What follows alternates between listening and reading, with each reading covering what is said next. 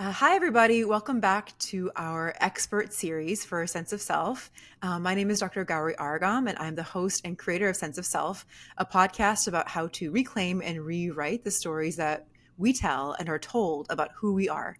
And today we are lucky enough to have Janis Vogel. Janis is a longtime producer and editor turned pivot coach. And she and I will be discussing the question, what does it take to pivot into a new career or chapter of life? And Janet obviously has a lot of expertise in this, and so we're very happy to have her here. Today, we'll be discussing Ria's episode, which is episode 4. And for obvious reasons, if for those of you who had a chance to listen to her episode, the crux of it is about Ria's transition from the tech world into film, where she is now thriving and loving her life. So, Janice, thank you for being here and welcome. Thank you so much for having me, Gowri.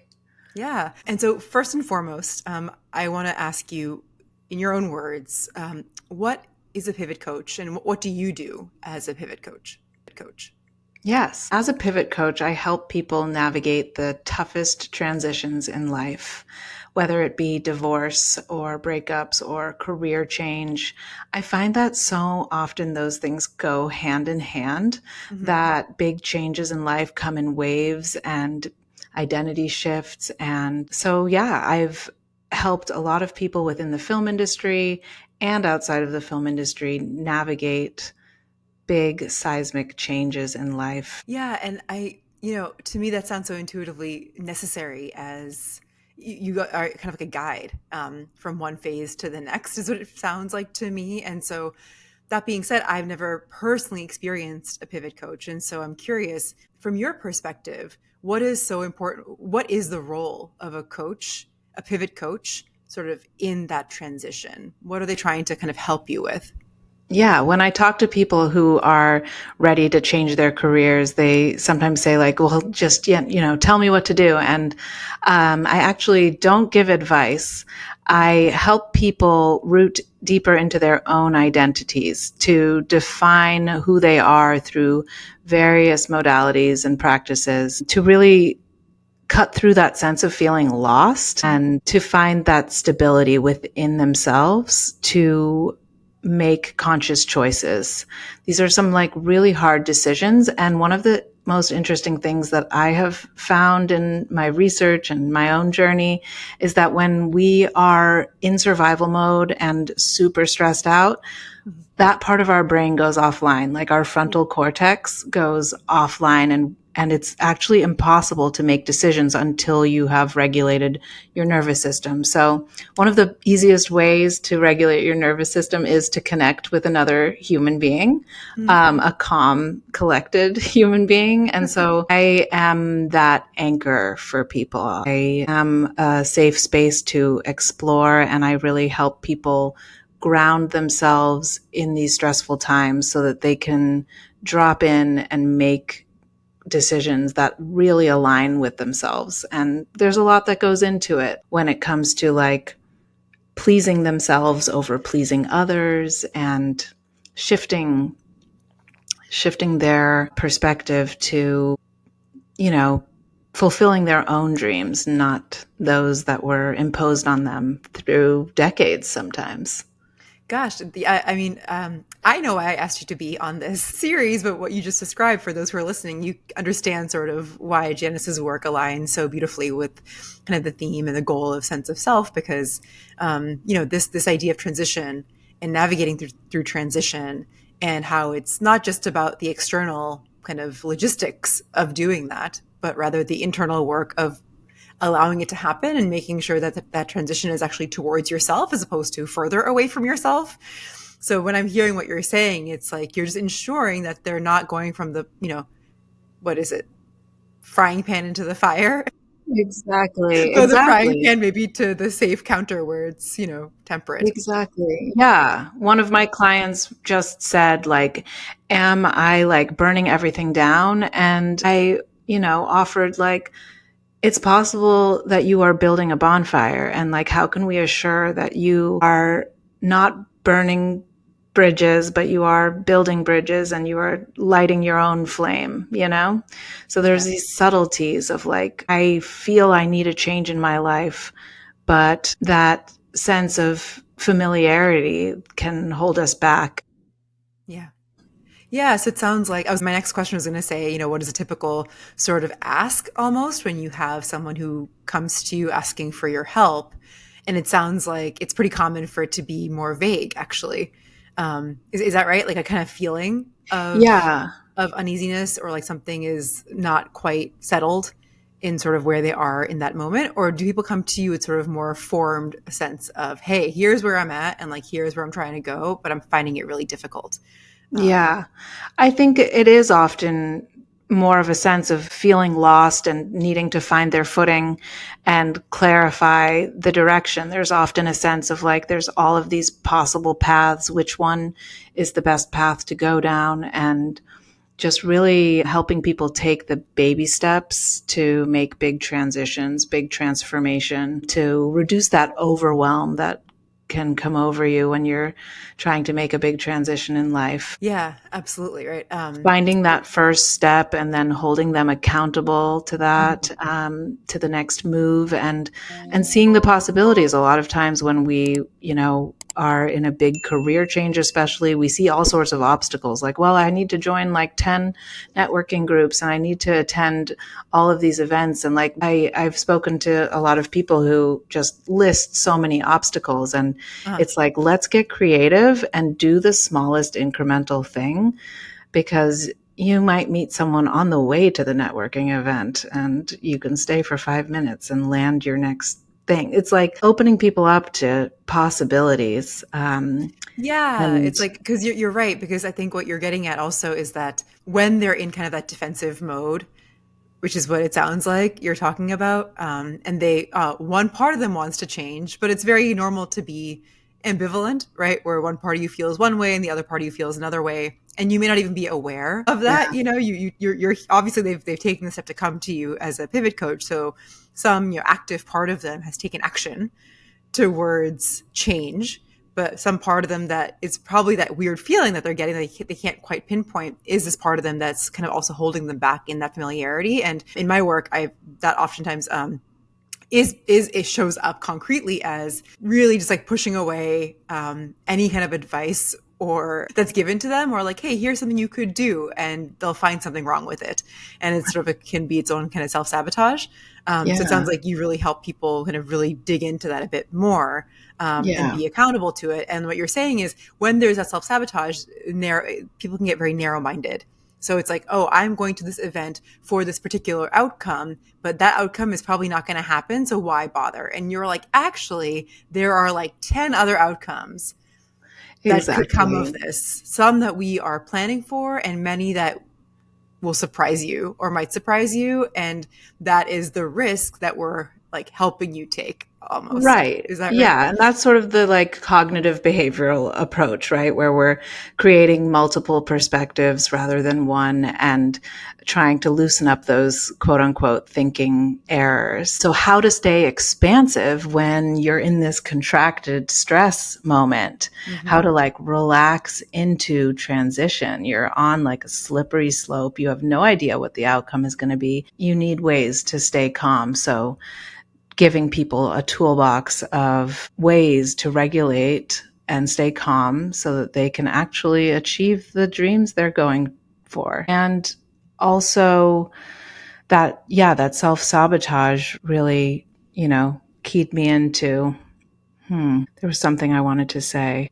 Pausing for a moment here. Is it going to come to me? Yes. Okay. The other thing that is really key is giving yourself permission to change. And a lot of people, when they're in transition, they're like, who am I to go be an artist? Or who am I to go for this big, wild dream that nobody else thinks I can achieve? You have to have this deep faith in yourself to take these leaps sometimes. And so cultivating that faith and cultivating that sense of safety and cultivating that sense of permission to change your whole identity radically and more in alignment with your own deepest core self. That self might have been in there all along, but nobody has met them yet. So Oh holding my gosh, someone's that gave me hand, chills. Yeah. yeah, holding someone's hand while they reintroduce themselves to the world. You know how people always say, like, on Instagram, they're like, for whoever's new here, let me introduce myself. And Yeah, it's yeah, yeah. like, in life, actually, sometimes we need to introduce ourselves again to the people who've known us all our lives. And that can be really scary, but Yeah. really Oh my goodness. necessary. Yeah, no, absolutely. I would have no idea how to do that. So I am very glad that you exist and do what you do. Because you're right, that is such a foreign thought to, I would say, the majority of people, Yeah. right? Well, I have a 5-year-old child, and I just love to say to her, like, what's your name and who are you? Because I believe that she's going to have so many iterations throughout her life. And Hmm. I really want her to have that sense of, like, I can expand in any direction, which is Yeah. not how most of us were Yeah, raised, for better or exactly. for worse. Yeah, like it's not fixed. Exactly. It doesn't have to be fixed and have let you kind of, you don't have to feel stuck Yeah. in that way. So I guess that, is a great transition to talking about Ria's episode because I think her episode was different in that there was a very clear transition and pivot that she was trying to accomplish very consciously. And what I realized is there were a lot of people in the creative industry, beyond that as well. But I think there were a lot of people in the creative industry who really resonated with her story and were so happy that she shared it. I think Ria actually shared with me how one of her colleagues thought that it was going to be a podcast about, her talking about film and maybe more technical things. And he was pleasantly surprised to find it to be a bit more personal, where she shared how she made the jump. And so I guess you listened to the episode, and from your perspective as somebody who has a career in film or in entertainment, I'm such a newbie to media. I'm sorry if I use the wrong words. You have a long history as an editor and a producer. And now you've yourself kind of pivoted into being a pivot coach and added that to your repertoire. From your perspective, what is it about Ria's story that feels so familiar and relatable? Yeah, I think what is so beautiful about her story is that she was her own hero. That shift from being in the corporate world to being in the film world to leaving that suit behind and becoming a professional artist. I think that's a dream so many people have, to really fulfill their creative dreams and desires. Yeah. And I think that makes me kind of wonder also in her experience, sorry. She talks about experiences from her childhood that may or may not have impacted the trajectory of her career. And I'm just curious, in your work, right? You mentioned earlier in this conversation that you have to help people kind of find their inner self, who they are, and you said something along the lines of sometimes that usually that inner person has always just been there. It's just no one's met them yet, including that person, And if you could you share even just like a hypothetical of what you've experienced in terms of people's past experiences, even from childhood, sort of impacting that or being almost like a barrier towards themselves, I guess, or a better way to put it. Can you potentially give an example of how someone's childhood experience or early life experience has maybe unknowingly or knowingly become a barrier in their sort of journey towards themselves? Yeah, what I really resonated with personally from Ria's story was the immigrant story. And I have my own immigrant story. I was born in Germany and moved here when I was 4 years old. And I recently, in my own pivot search for career change, did a session with a strengths coach. And the top strength that I ended up with was adaptability. And as I meditated on why adaptability might have been my greatest strength, I realized that, I've pivoted many times in my life. I've moved from Germany to the United States at the age of 4. And Ria talked really beautifully about her family and the bravery that they had in building a life in the United States. And that she talked about her adaptability as well. And it's just so formative to have that experience of building life anew. So I really think that was a powerful part of her story and many of our stories. Yeah. Yeah, and I think what was interesting for me is that, to go into a more expressive field in the arts, you did say, there has to be permission to be able to, be that person, inhabit that person. What I've noticed a lot in my work with people who are trying to tap into their creativity and make it their career, not just a hobby. Um, Obviously there's more pressure there to make it work. But the idea of kind of like imposter syndrome of, am I creative enough? Do I have the talent?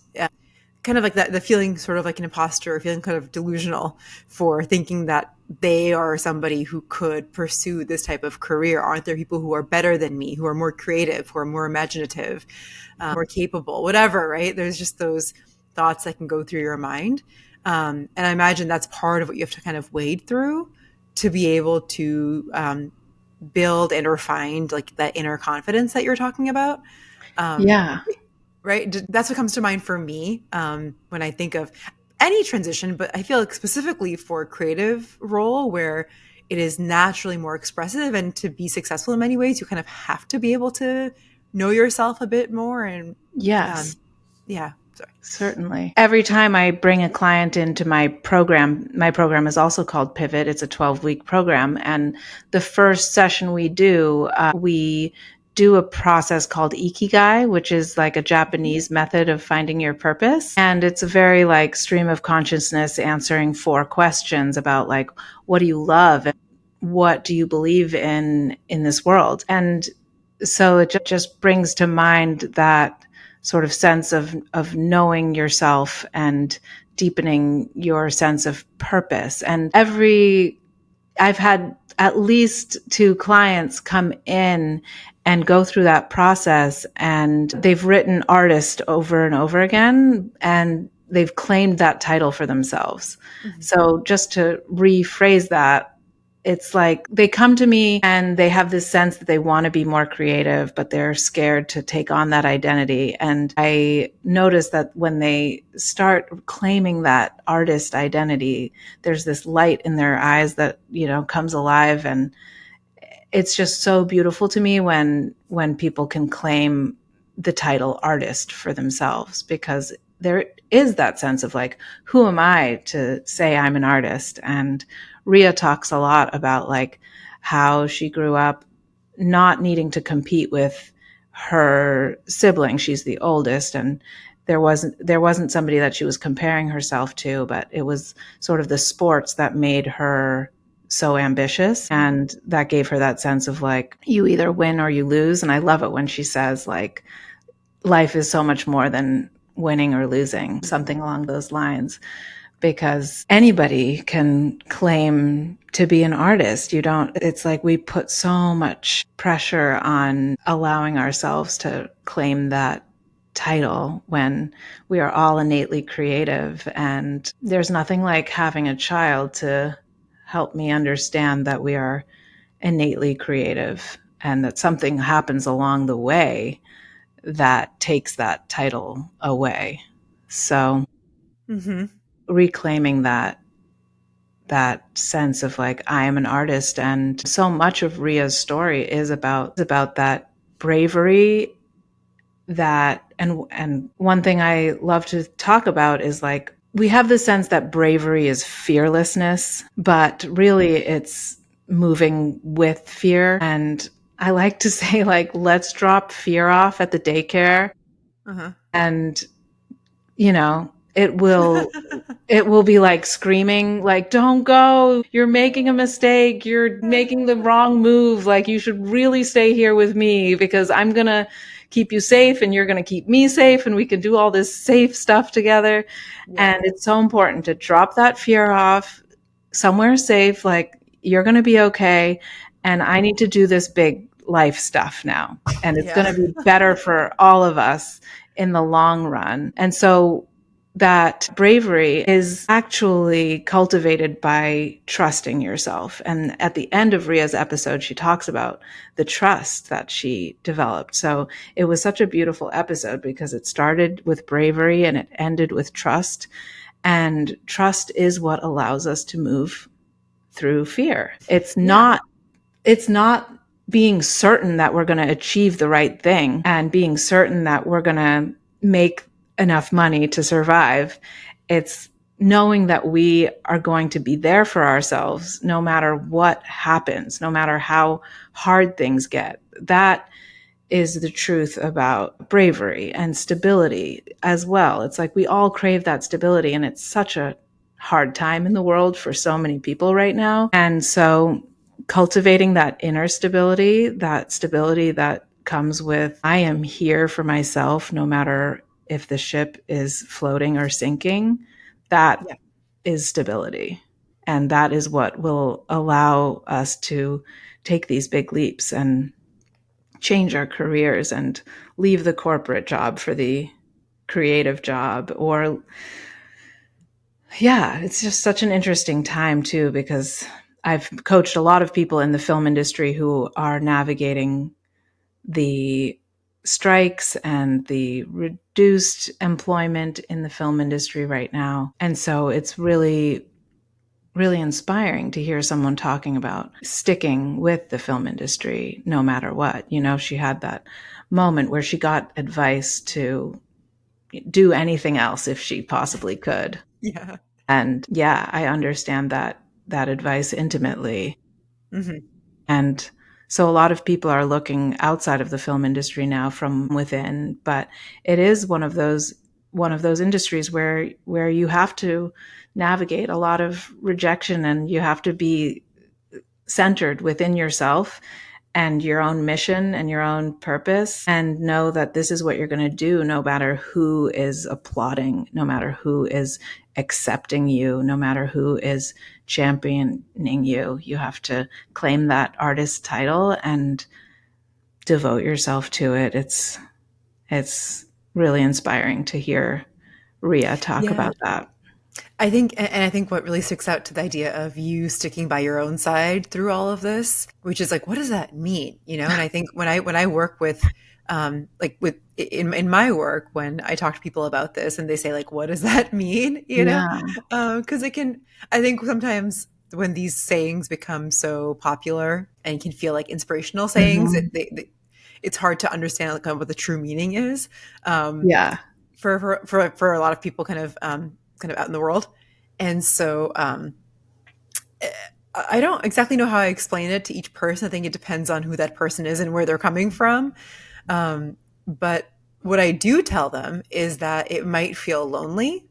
And that's something that comes up a lot in these conversations that I have, whether it's on the podcast or with other people where we're talking about identity and transition, is that it can sometimes feel very lonely for periods of time. Not forever, but for periods of time. Because when you drop fear off at the daycare, which I love that visual, and now that I have a daughter, it's like, oh, yes, I get it. That makes sense.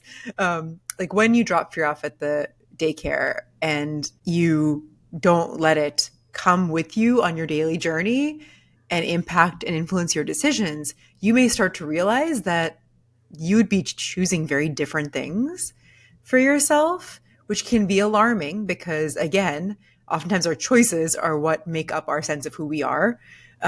Right. And so when you start choosing different things because fear is playing at the daycare, you're like, wait a second, maybe I don't want to hang out with this person or communicate with this person in this particular way. Like you start to notice just how woven into your day to day fear can be. Mhm. And I think that is can be a very lonely experience when the world, including your environment and your people, are used to seeing you a certain way and you have yet to reintroduce yourself to them. You're still kind of in that discovery mode, if that makes sense. Let alone you do reintroduce yourself and they're just like, no thanks.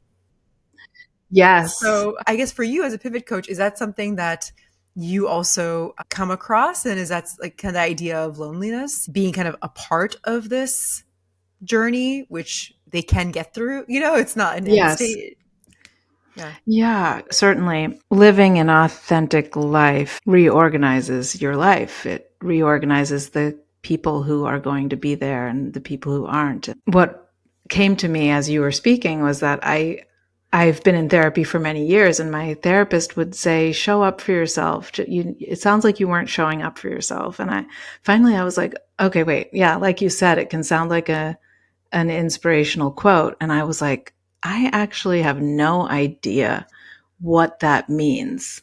Yeah. And she was like, "Oh, it means like when you're in a stressful situation, speak to yourself in your mind and say, like, I'm here for you. We have got this. This is temporary."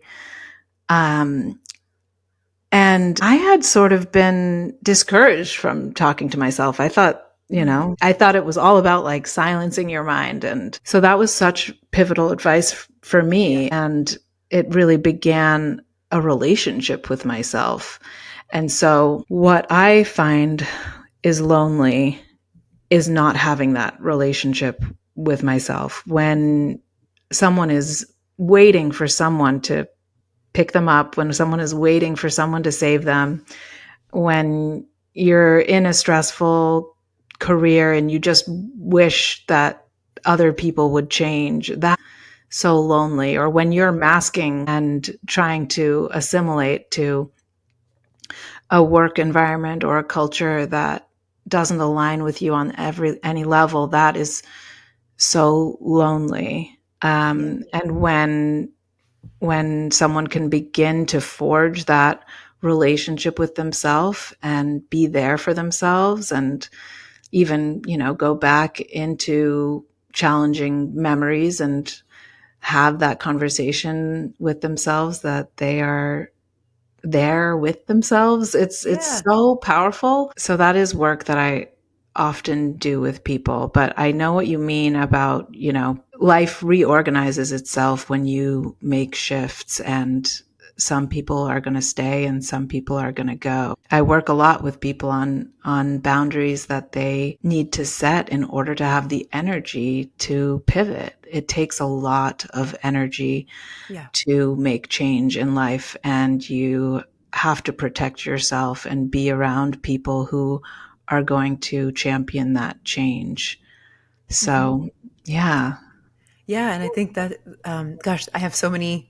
There's so many ways in which I can, so many things in what you said that really resonate. Because, yeah, I agree. I think the idea of self coaching, whenever I tell people to do that, because agreed, I think it's something that building that relationship with yourself is so important, and it is usually very foreign to most people because most people, if not all people, have not really been taught to do that right from a younger age.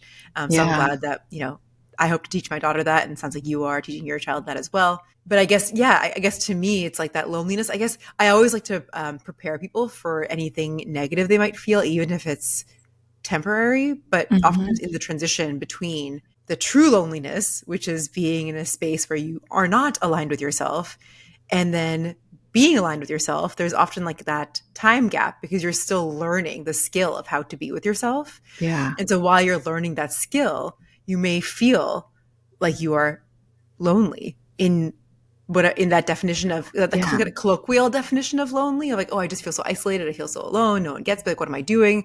I'm not reaching out to that person, or they reach out to me but it doesn't feel the same anymore. So you start to realize in the transition of these relationships, like these people or places or things that may have brought you what you thought was comfort was actually just familiarity, not true comfort. If that Right. makes sense. So to redefine, not just like kind of people have to redefine what loneliness means, what comfort actually is, what self assurance actually is, right? What belonging Yeah. actually is. Yeah. And in that learning process, it can feel unnerving. Yes. And I find kind of prepping people for that sometimes can be very helpful because it helps them not turn back as quickly as they might turn back because they're getting these kind of like danger signals. They're getting fear calling them from the daycare, being like, why'd you leave me here? See, I told you that was a mistake, right? And so you Mhm. gotta you gotta like disconnect the phones at the daycare or whatever to like Yeah. prevent that communication from happening. But Yeah. does that kind of make sense to you or resonate with you? Yes, of course. And what I would say is like when fear calls, it's like you have to reassure it over and over and over again. And hopefully it will, start settling into the daycare. And it takes time. But what came to me as you were speaking was just like, there are negative feelings that are signs you're going in the right direction. Yeah. And that is so hard to handle because there's so much stress in the pre-transition time that when there's stress during and after the transition, it can feel like, oh, I've definitely made a mistake. This is very stressful. And so it's like parsing out those shades of gray of like, what type of feeling is a sign that you are going in the right direction? Like that Mhm. loneliness of like, oh, my mother is calling me less now that I'm making this change. That could be a hard change, a hard change, but it's a sign that you're moving in the right direction. And I think I think it's interesting how many parallels there are in the parenting journey to the pivot journey, because in raising a child there's so many moments where you have to like reassure a tiny human. And when my daughter comes to me with fears, I ask her what she needs me to say sometimes, and she's like, just tell me it's that I'm not going to throw up. And I'm like, Yeah. well, the truth is I don't know if you're going to throw up, but I will be here if you do. And then I say, like, and what do you want to say to yourself? Because that has been such a key tool for me and my clients. And yes, I am raising my child at 5 years old with that sense that, like, okay, and what do you want to say to yourself? Mhm. And she can say, like, it's going to be okay if I throw up. That's Yeah, one of no, her that's current paranoias, because it's so weird to throw up, right? yeah, So it's it's very like, scary for a child right. to throw It's up. so Yeah. another part of this process is just like honoring those natural feelings that come up. Like, you're going to feel a bit of fear when you're walking into a new situation for the first time. It's like allowing parts of yourself to exist, allowing your youngest self to exist, allowing your teenage rebel to exist, allowing your 20-year-old, like, all grown up, ready to save the world self. Like, there's just so many archetypes within us, and Yeah.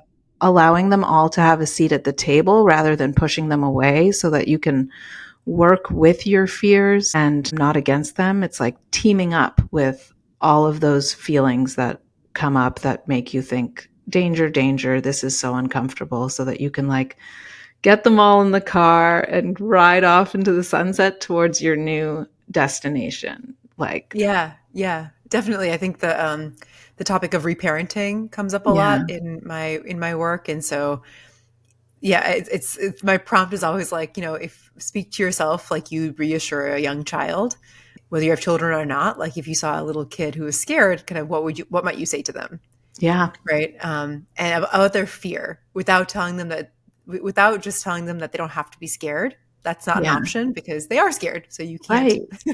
you got to acknowledge that. Exactly, How would you exactly. reassure them? And it's really hard. I tried doing it for myself, and initially, kind of when I was first learning about this, and even to this day, I think it's something you should practice ongoing, because these moments can come up where you start to fear and doubt yourself, and it's like, okay, how do I actually manage this concretely in this moment of fear where I'm going to either take an opportunity or not, or like do this thing or not. And you have, yeah, that self-talk of reassurance, and talking to yourself like you are your younger version, or whatever version of you, right? Like you said, the 20-year-old idealist, or the 15-year-old rebel, whatever version of you think is bringing up that fear or is scared.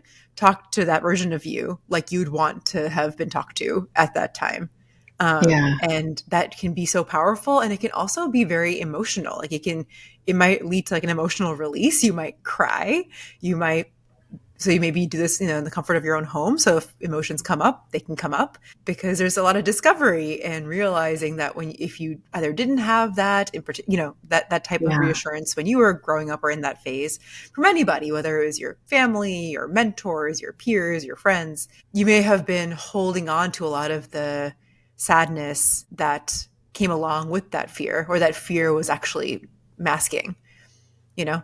yeah. Um, And then suddenly you're having to deal with it now in this Right. interaction with yourself. And so I think that's also another example to me of like a negative that actually can be very positive and more of like a release. And that you may start to notice kind of as you go forward and continue to do things with fear at daycare, with fear not right there. Yeah. And I Does that like kind of make sense? Yes, and I like the daycare analogy because you are leaving it somewhere where you trust it is safe. It's not about Mm, dropping it off and deserting it and abandoning it. It's about like just having a healthy distance from it, reassuring it, tucking it in, and continuing to move forward. But yes, the reparenting is such a beautiful process. One of my favorite artists of all time is Miranda July, mm. filmmaker and writer and artist extraordinaire. And she says something along the lines of like, healing doesn't begin until you become your own baby. And it feels so silly at first to like be like, honey, like I'm there for you. I know we were all spoken to in different ways as a kid, but like Yeah. becoming your own ideal Yeah. inner mother and cutting through some of the like shame and fear that arises in big transitions. The transition initiates a stress response, and in that there can be just these old voices that arise, and it's these catch 22s of pivoting where Yeah. it's like, okay, you need to take the biggest leap and it's going to create the most stress. And so how Yeah. can you cultivate that safety and trust and be your own and allow yourself to be a baby, and allow yourself to have an internal parent and guide. And so modeling that for my clients is a big part of what I do. And so, Yeah. my experience as a filmmaker, as a mother, as a cycle breaker of generational trauma is all lend themselves to the work that I do. And, it was just so beautiful to listen to Ria's episode. I love it when she says, I'd rather be these people that I'm supporting.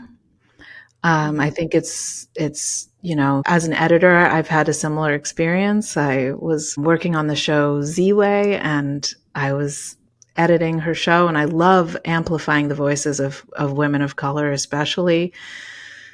It's so close to my heart, and I love being an editor, amplifying those voices. But I had this sense of like, I'm ready to step into my power, and Mhm. I want to be on the other side of that Zoom screen. And so it's so important to have those moments and move towards them. And then it took her 2 years.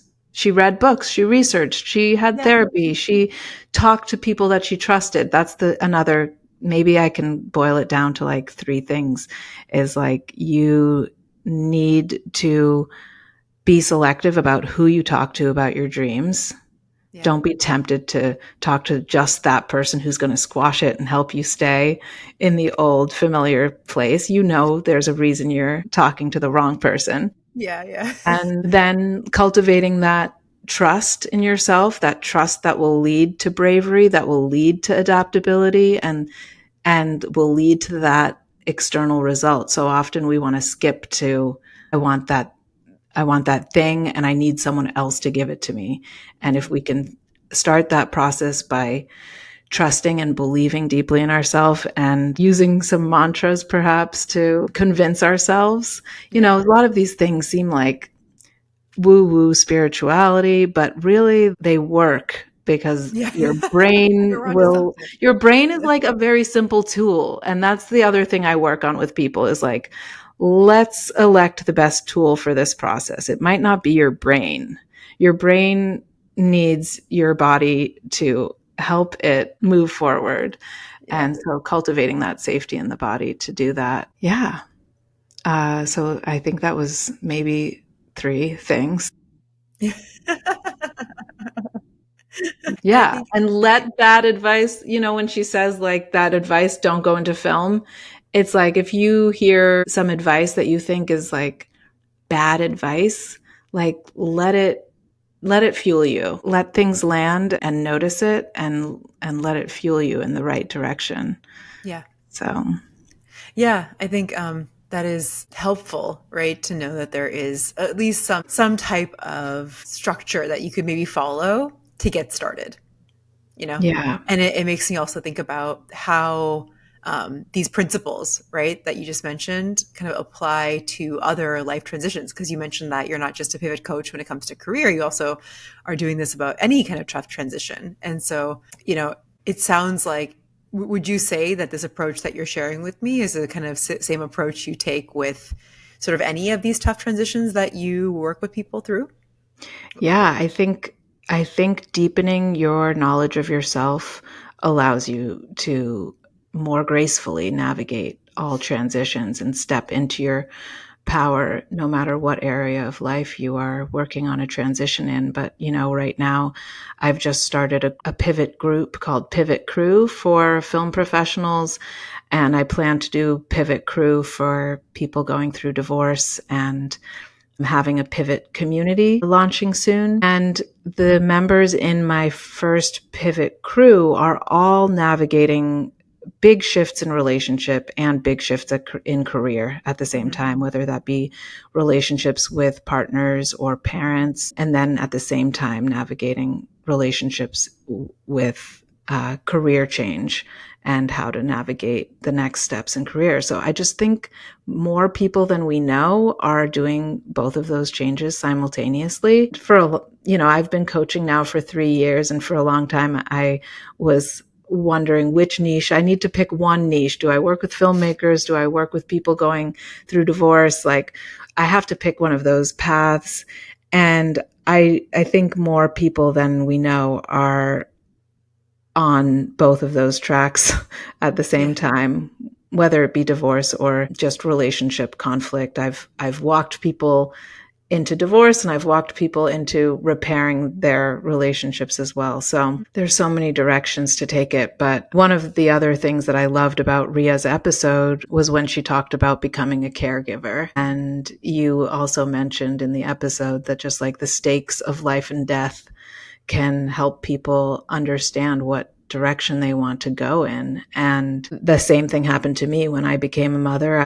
Just lost my tolerance for an unaligned life. And Mm. I want to help people who aren't parents have that low of a tolerance for an unaligned life. Like, we all deserve to be living in an aligned way, and we have ways to contribute to this life that are a part of our core being, our core self. So I Yeah. love what you do with this podcast to honor Thanks, people's Janis. story. Yeah. Yeah, I think the idea of being aligned, right, can be so confusing to a lot of people and feel so out of reach and just too esoteric, too vague. Like, what does And that too mean? risky. Too risky. Well, Like, that I think that and that's so true in terms of the yeah. risk, but I feel like they may not be interpreting it as risk Mm. initially, right? What I've noticed They is might it's be like, oh interpreting it as yeah, like impractical.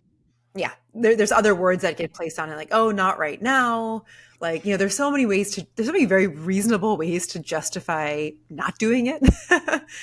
Right. And Yes. it leads me to my question of what if I'm going to ask the positive version of this next. What have you noticed sort of gets in the way, actually, of people sort of following through with these transitions, the way that you feel like, yeah, what gets in their way? Like, whether it's pivoting from one career to the next, or, if someone's getting divorced, like being able to go from a partnered relationship into what feels like a healthier, aligned single life. It might be different, obviously, depending on the life transition. But yeah, just curious what you feel like gets in the way of people being able to transition in that way successfully. Yeah, I think there's various things that get in the way. That mindset of creating obstacles, believing that the obstacles are true, believing that obstacles are more true than possibilities, thinking that you're very smart for knowing all the obstacles and not very smart for believing in ridiculous possibilities. So, an unwillingness to be foolish, because especially when you're supporting a family, it can feel very foolish to squander this or throw that away. And then, yeah, so the second thing I would say is that sense that I've worked so hard to be here. And I can relate to that. I've been in the film industry for 20 years, and now I am very selective about what I work on when it comes to the film industry, because I won't do any work that is unaligned with my ability to be there for my child. And I have found that I was terrified to make that change and make that announcement and say something like that publicly. But since making that change, I have found so many more aligned positions, and most recently finished working on Severance on Apple TV, and had a revolutionary boss on that show who thought it was normal for me to pick up my child from school. Yeah. Um, so you can see where the bar is when it comes to the film industry. Yeah.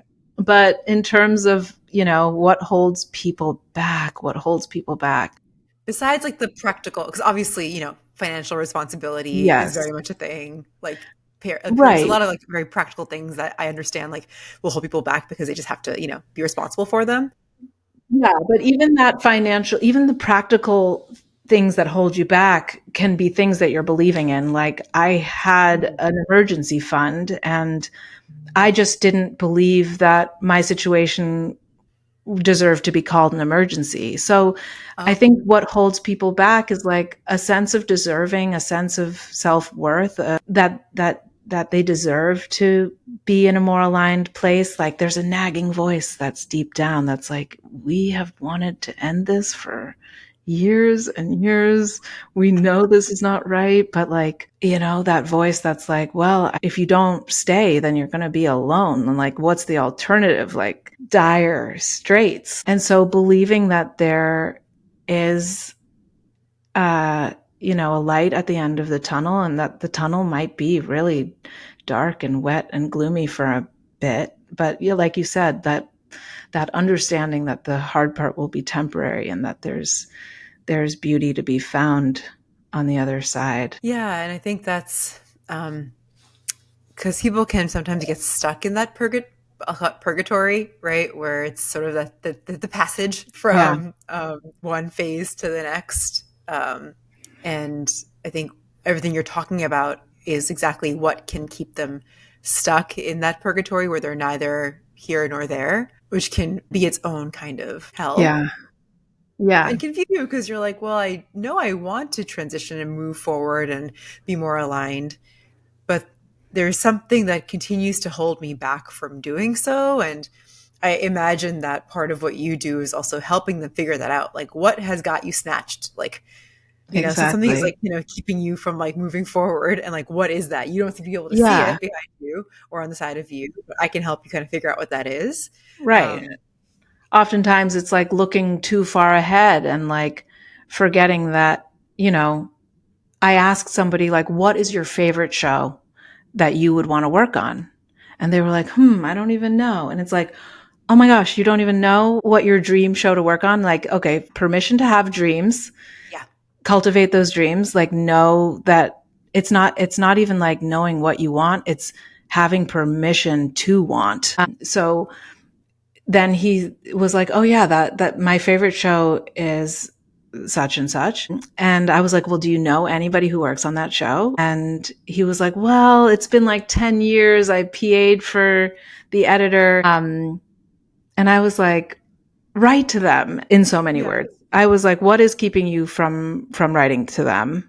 And yeah, he said that it had been too many years since he wrote to them. So I asked him, like, if you received a message from somebody that said, I PA'd for you 10 years ago and I love your work, I would love to buy you a coffee, how would you feel?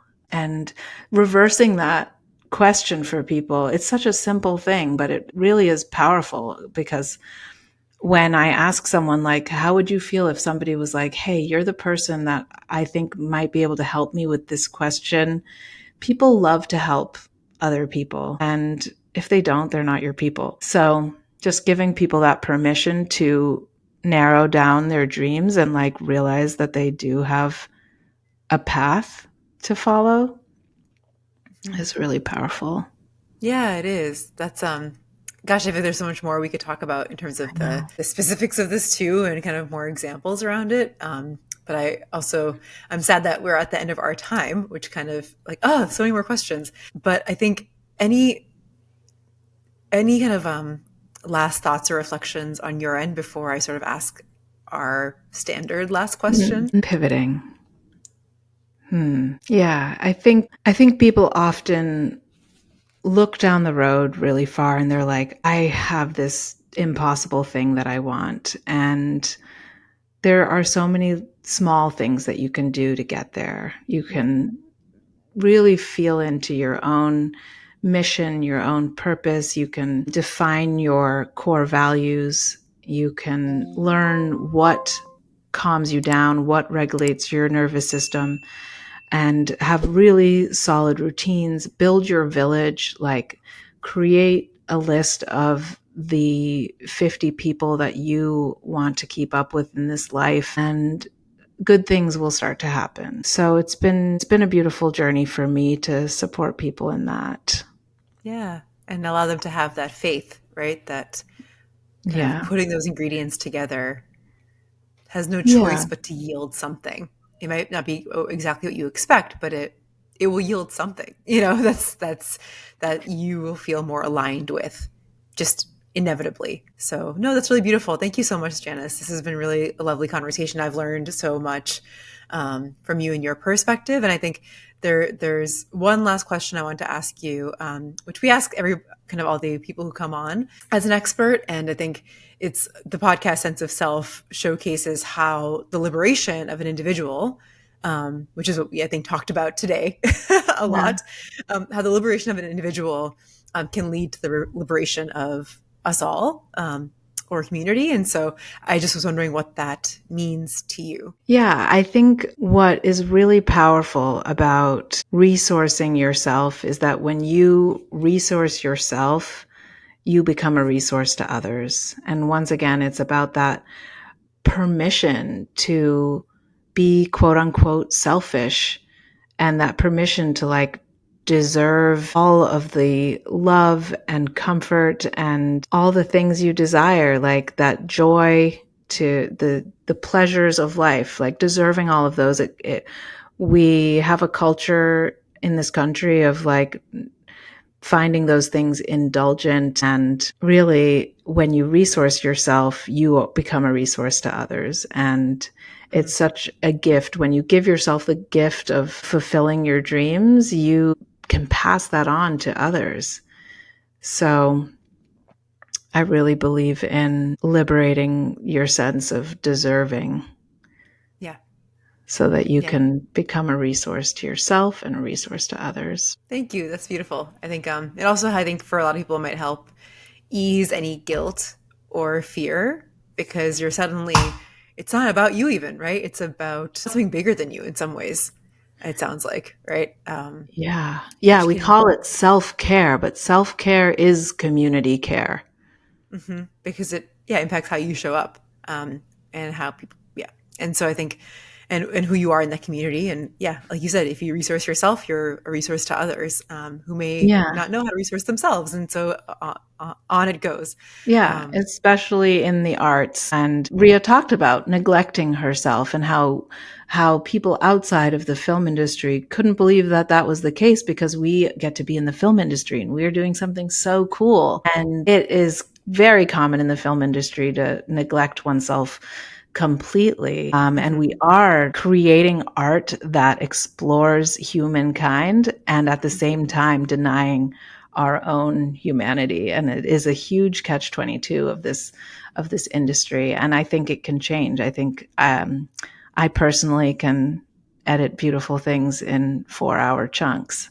So I'm ready for the revolution. I'm ready for the liberation of all people to, you know, sleep when they want to sleep and eat when they want to eat and create when they want to create. yeah, and being the chance to even figure out what that is without the the lack of Yeah. autonomy and the fear of what that would bring if there was autonomy, you know. Yeah. But Yes. anyways, thank you so much, Janice. I want to, before we wrap up, can you share a bit more about how people can kind of contact you or Yeah. find you on the? Yeah, my website is janisvogel.com, janisvogel.com. And I'm at Janis Vogel on Instagram. I'm Pivot Coach Janice on TikTok. And I'm starting to air my dirty laundry on LinkedIn as well. So you can look for me there because it's a professional site, and I am being wildly unprofessional over there for the good of all mankind. That's great. Oh my goodness, I love that. I have something to tell you once I stop recording. All right. Well, thank you so much, Janice. And thank to everybody who listened. I hope this was helpful. I know I feel like I learned a lot and felt inspired, and hopefully it was inspiring to you as well. Have a good day.